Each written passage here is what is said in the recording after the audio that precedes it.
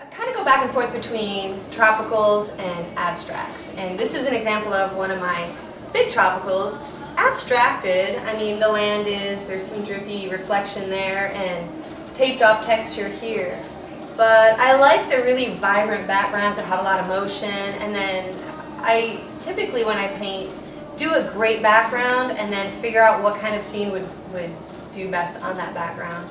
I usually know when I'm going into it, whether I'm doing palms or complete abstract or field of flowers with knives and stuff like that. But this one actually it was inspired by one of my students who brought in a magazine picture or something. And it was nothing like this, but that set of trees was exactly what the picture was.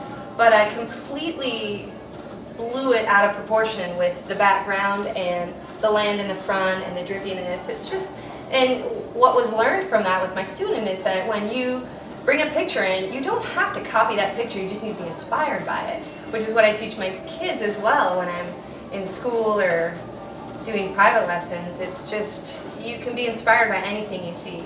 And that one, I never knew I'd come up with this, but I love it. And it's not anything like where it came from, the inspiration picture or the inspiration scene, but it ended up being pretty powerful, and I love it here.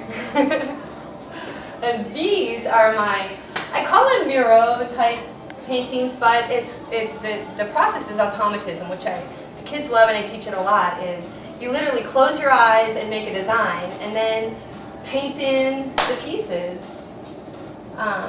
This one I call Big Wave Dave, because it looks like he's kind of riding that little wave there, and there's spirits going on in the sky, and the sun feeds everything. And this one is called Staring Down the Future. And it's kind of eyeballish to me. I don't know, when I was painting it in, I like using wet on wet, and the colors kind of like have this fluidity, and then they dry in the craziest ways. I could have never planned it, but it's just the technique that I love because so much is left to chance and you never know what you're going to come up with. And then this one is called Somewhat Musical because, I don't know, I see musical notes floating through the air, which is kind of how music is. It just kind of, these notes float through the air and they get to people, and that's what affects you. And I wanted to put that in paint.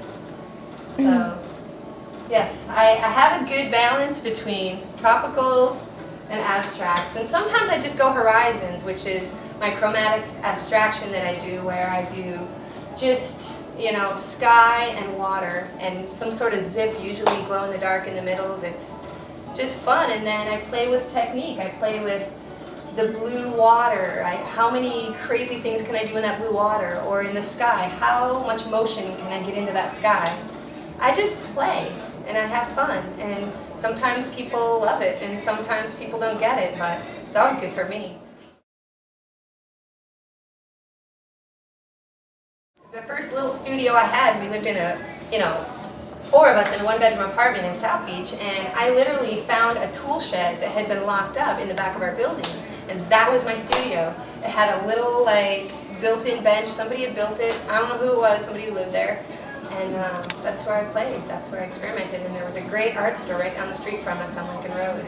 And Ari hooked me up all the time, just any question I had, and that's kind of how I feel about Ralph now. It's like any artist has to have their art store, their favorite place. You can ask any question, or you can get anything you need, or you can just play and have fun and go spend an hour walking around. And I found that here, and I'm so happy. I have a good place to work, I have plenty of space, I have places to show and people who love it, and it's a good place. There's a real love of art in this area, you know, and there's a lot of talented artists around, all locals, all the time, you know. And it's fun to kind of, I'm guilty of not getting out and seeing other artists or getting to the galleries and seeing what's out there, but when I do, I'm just blown away. There's so much talent. It's good to see. People are paying attention.